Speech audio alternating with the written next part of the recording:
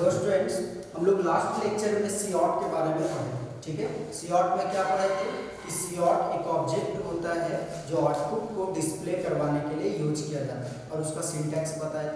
अब हम लोग पढ़ेंगे सी इन के बारे में। ठीक है, इसको हम लोग रीड करते हैं सी। ठीक है, इसमें भी बहुत सारे स्टूडेंट्स क्या करते हैं, सी अलग लिखते हैं, इन अलग लिखते हैं, जो कि ये बिल्कुल गलत है। ठीक है, सी इन कभी भी लिखना है तो आप साथ में लिखोगे, इसके बीच में कुछ भी स्पेस नहीं होना चाहिए। ठीक है, और सी इन जो आप लिखोगे सी इन वो स्मॉल लेटर में होना चाहिए। किस लेटर में होना चाहिए? स्मॉल लेटर में। कैपिटल लिखोगे तो काम नहीं करेगा। और इसको सीन कभी भी नहीं पढ़ेंगे, इसको जब भी पढ़ेंगे तो सी इन पढ़ेंगे। क्लियर है? और लिखेंगे साथ में, सी इन लिखेंगे साथ में, लेकिन पढ़ेंगे अलग अलग, सी इन। क्लियर है? तो ये क्या होता है? ये भी एक ऑब्जेक्ट होता है। सी इन क्या होता है? एक ऑब्जेक्ट होता है। अब आप देखो, अगर आप C++ में कोडिंग कर रहे हो तो मान लो ये कंप्यूटर है, तो आप चाहोगे कि C++ एप्लीकेशन ऑन हो और डायरेक्ट हम लोग 10 इंटर कर दें और कंप्यूटर में जाकर के इंटर हो जाए। ऐसा काम नहीं होगा C++ में जब भी आपको वैल्यू इंटर करना रहेगा तो उसके लिए हम लोग किसका यूज करेंगे? सी इन का यूज करेंगे।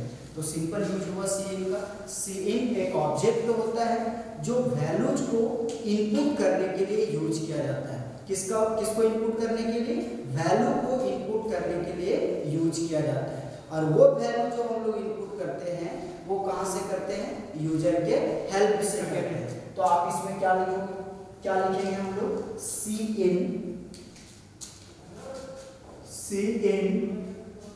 Is an object which is used to input the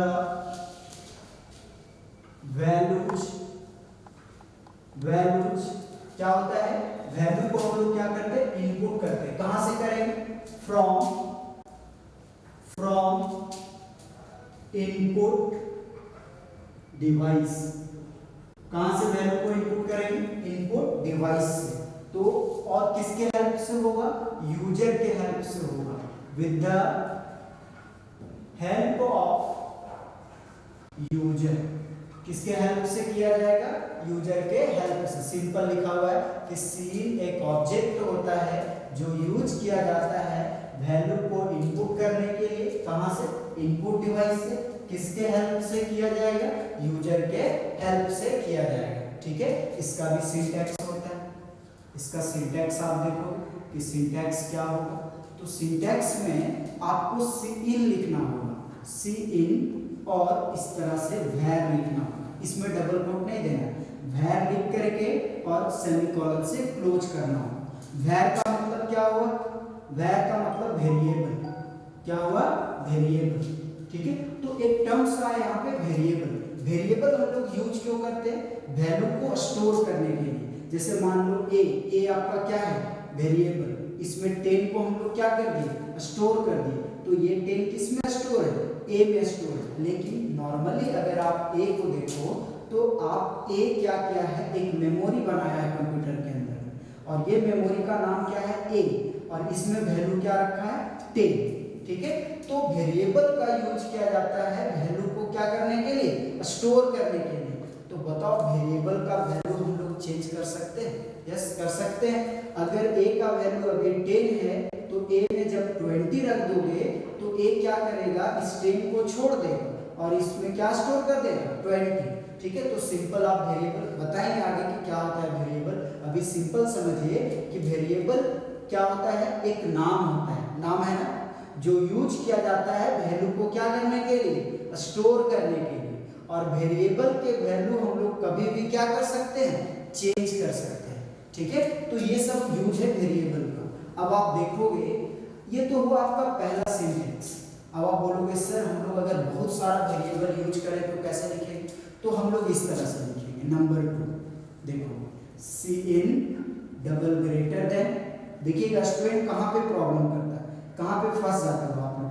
सी इन आपने लिखा, डबल ग्रेटर देन लिखा। अब आपको बोले कि 4 वेरिएबल में वैल्यू एंटर करना है, तो आप इस तरह से लिख दो ए comma B comma C comma D और लास्ट में क्या देते हैं सेमीकोलन। ठीक है, इस तरह से आप लिखोगे तो ये बिल्कुल आपका गलत कोडिंग है, इसमें एरर आएगा, कॉमा को सपोर्ट नहीं किया जाएगा। सीइन में वैल्यू इनपुट करने का तरीका क्या है कि जितना बार आपका वेरिएबल आएगा उतना बार आपको डबल ग्रेटर देन यूज करना है, इस तरह से। ठीक है, cin double greater than a double greater than b double greater than c double greater than d और लास्ट में देना होगा सेमीकोलन। ये आपका करेक्ट है, समझ में आया? तो कभी भी ऐसा मिस्टेक आप लोग नहीं करोगे।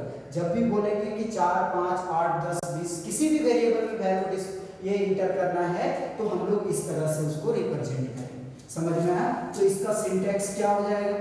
सिंटैक्स क्या हो जाएगा? var 1 double greater then var 2 double greater then var 3, इस तरह से चलते हैं, समझ में आया?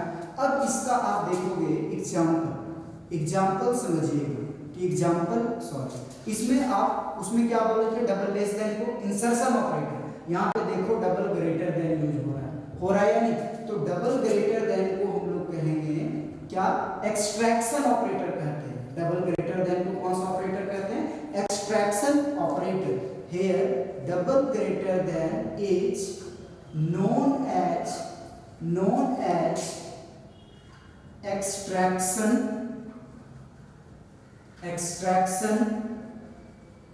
ऑपरेटर। कौन सा ऑपरेटर कहेंगे?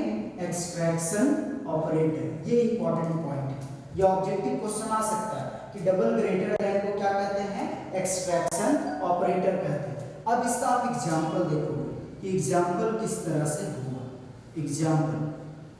एग्जांपल ठीक है, एग्जांपल में लिखोगे आप सीन डबल ग्रेटर देन ए, आपने ये लिखा।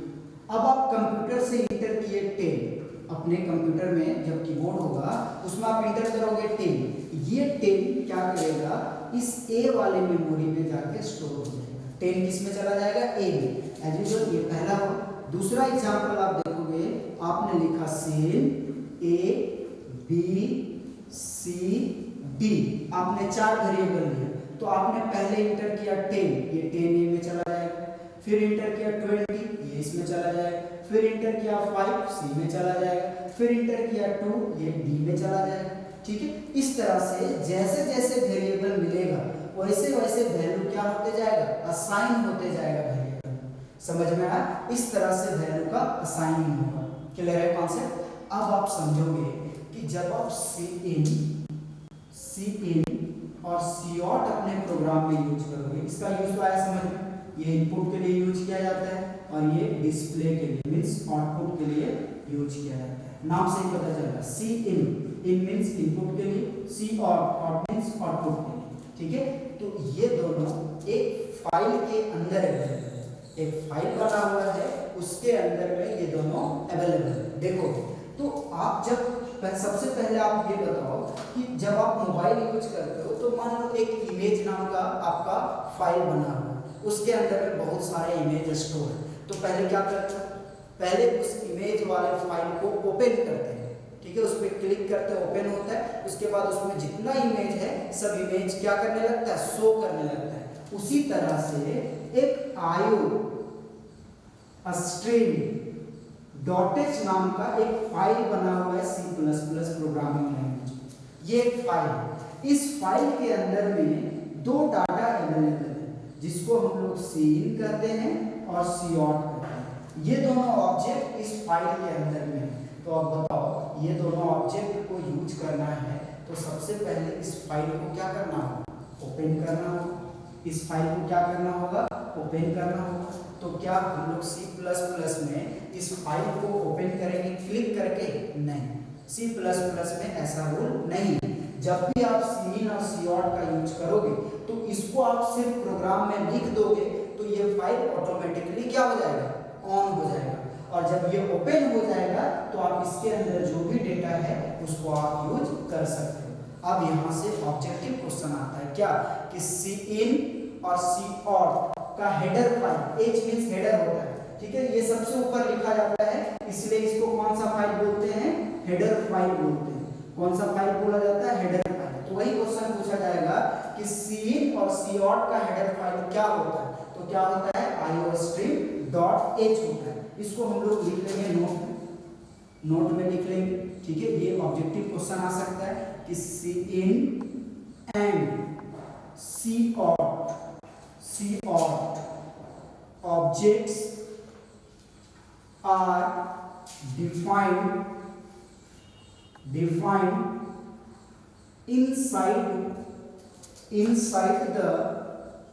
inside the IO, small letter में सब लिखेंगे, iostream.h, ये इंपॉर्टेंट है, ये आता है, ठीक है। .h हेडर फाइल किस फाइल के अंदर अवेलेबल है?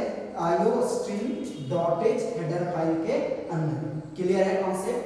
ये सब आपको डिफाइन करना होगा